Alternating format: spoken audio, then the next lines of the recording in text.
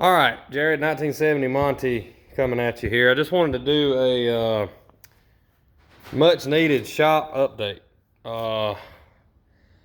I've been posting a lot of, traveling videos and that type of thing in the last year or so, but want to show you where we're at in the shop and what we've been working on. A little bit different stuff here. We got a Mustang 64 and a half. We got about a 78 model, I can't remember, 77 or 78 Trans Am here, 4 headlight Bandit style.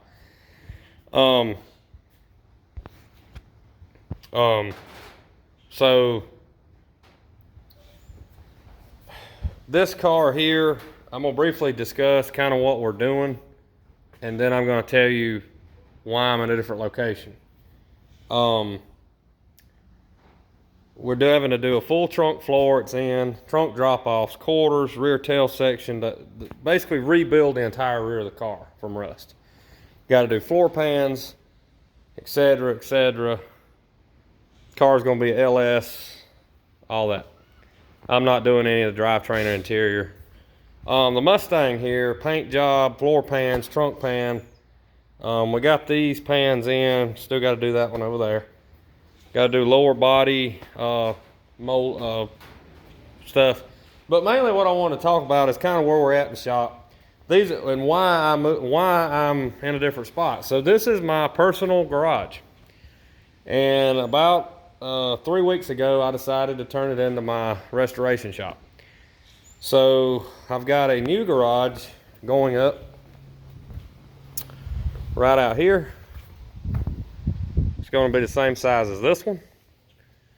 And so now, basically, the boredom of working on one car every day, day in and day out is over with.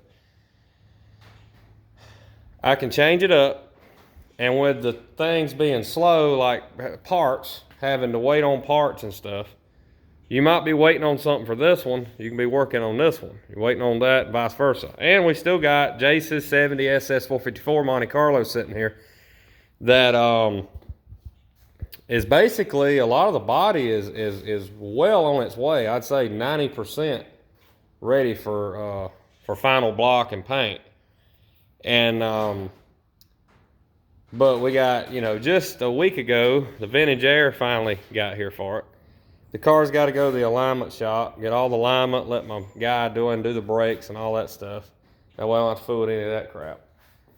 And but in the meantime, while we're still working on this, we got this going on. So, and with this new garage going up, anytime I get a customer car painted, I can stick it over there and still be doing grinding and sparks and welding and all that flying around over here, because you can't have a car you're trying to cut and buff sitting here and you got floor pans going in over here. That's just not going to work. So you have to think ahead.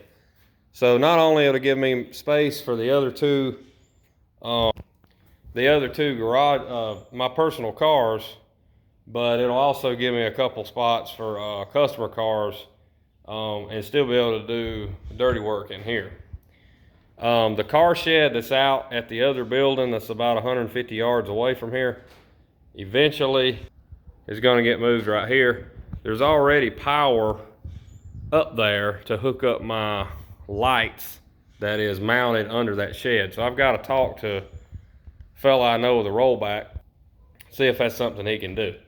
So anyway, as you know, this is what I do for a living, is the restorations. And although I'm still backed up a ton, this bigger work area is going to allow me the flexibility to not have to put people off so long. Because I can have comfortably 3 cars in here. I'd really prefer to only have 2, but I can have 3 cars in here, have that area there for part storage, and still have plenty of room to work and get what I need done. So that was when this car rolled in here and I saw the state of it was in, I got to thinking, I'm like, if I'm going to move, now's the time. So it was now or never, and it was now. So that's what I did. So we've got 3 projects in here. No, I cannot take anything else right now. If you're interested in getting on the schedule, you can reach out to me. Unfortunately, due to inflation and my, of course, higher expenses here of different shops and building shops and all, I'm gonna have to increase my labor rates again. Right now I'm sitting at 60. That's gonna be increasing anywhere from, I'm telling people it's going to 75. Depending on how I get reaction to that, will depend on if it goes to that or if it goes to 65 or 70. I'm not about raping anybody, but all at the same time, it takes me about half as long to do something now as it did 3 or 4 years ago. So you're getting just as much for your money, maybe better, maybe actually getting more for your money at this point at a higher labor rate. So anyway, and you can see kind of what I can do. I mean, I would have been afraid to tackle something this deep 3 or 4 years ago when I started doing this for everyone else. So anyway, just wanted to put that out there. But anyway, got a new compressor out here, airline, all that good stuff.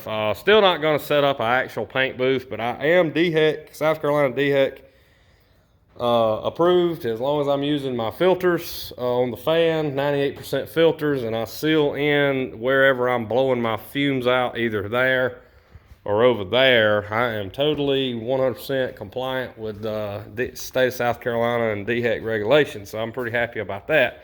And I also got my exemption letter that basically says that I'm not going to spray anything that contains any lead or any of that, any harmful metals. So anyway, that's kind of where we're at. So I paint very few cars a year anyway, but I wanted to be compliant. So, and it come to the point where I had to be because of certain things that was going on. So anyway, better safe than sorry. So anyway, that's where the shop, just want to give you a shop update. That's what we're working on. Again, really off the beaten path here with a Mustang and a Trans Am sitting here. I'm used to the Monte Carlos. Definitely in the future, if it's all possible, I would like to get where I would do nothing but restorations on first generation Monte Carlos.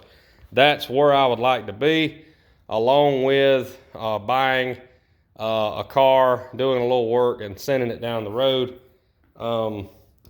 I venture into that a little bit. Unfortunately, that's just, I deal with so much nonsense from people. Buying and selling cars is definitely would not be my thing. I can come out here and I can work 4, 6, 8 hours a day, and I can make a living right here. And that's what I'm gonna continue to do. Again, I do not do any insurance work. I do not do any, I have equipment, but it's nowhere near to be able to be set up to do any crash or frame pulling. I had a good friend of mine donate his equipment to me, and eventually it will be set up, but no way soon. I would like, it'll be a pulling post, and I'll be able to pull certain things, especially on these classic cars. Not getting into collision work, not getting into insurance work. Don't have any interest in that whatsoever. I'm the only one crazy enough to do this type of stuff. So, again, I work by myself. I don't have any employees, don't want any employees, don't plan on ever getting any employees. So, if you need some work done, hit me up. Again, I got cars that's, well, one car I sold a while back. That's another thing I wanted to update. My 70 SS 454 is going to Mecum in 2 weeks at Indy. You'll see the video in the last, that ain't good. You'll see the video, the power flash, in the last few videos of me being at an auction and sold the car and it done well. Well, the guy who bought it decides he wants to flip it, make some money. So it's going to Indy. So I'm really anxious to see what it brings at Mecum. Again, like I said, and I think I said this before, you would have really had to got a lot more. The guy's gonna really have to get a lot more money at Mecum to make it worth his while, because the time he gets it there and his consignment fee, he's in it to over $60,000. That's a lot of money. So it's gonna have to do well for him to make money. That's one reason why I didn't decide to take it to Mecum. I also didn't want to wait around, because I would have took it to Kissimmee next January, and didn't want to wait around on the economy to crash completely, and then the car only bring, you know, end up with a lot less money. So I needed to expand my shop, and so the sale of that car is going to benefit me in other ways. So, you know, sometimes waiting on the maximum amount of money is not the right thing to do.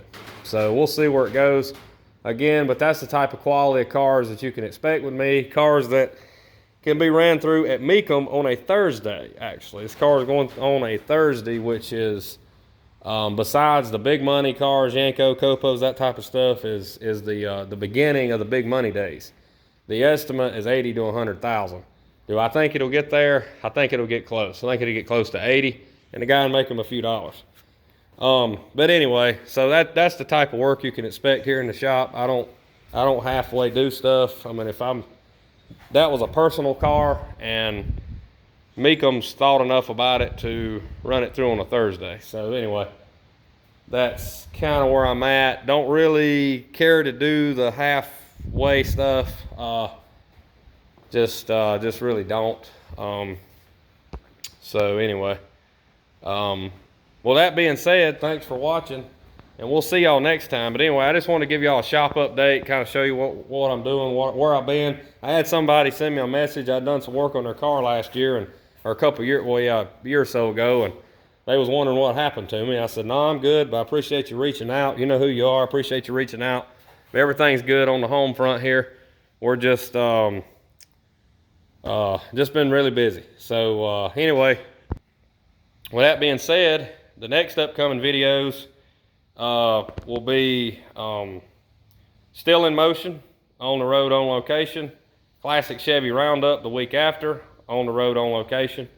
And tomorrow, may try to get some video from the Horton Cookout, which used to be held here in my town, but it's going to be about an hour and a half away this year. But the same format, barbecue, all you can eat, whatever.